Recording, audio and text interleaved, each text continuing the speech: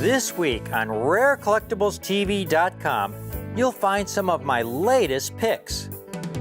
A 1966 SMS Kennedy half dollar by NGC in mint state 68 star.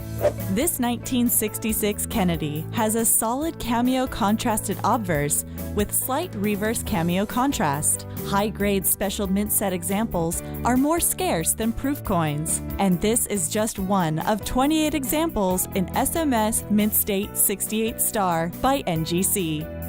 Next, a 1960 Washington in Proof 68 Ultra Cameo by NGC. This example features frosty devices against haze-free pitch black mirrors for the ultimate black and white contrast. The bust on the obverse and eagle on the reverse are covered in a solid layer of pure white. Just 112 have been graded by NGC.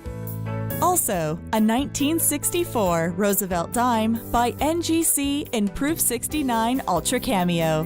This example possesses the highest grade for the 1964 Roosevelt with virtually flawless pitch black mirrors to create the perfect contrast against heavily frosted devices. This stunning example is just one of 251 examples graded by NGC.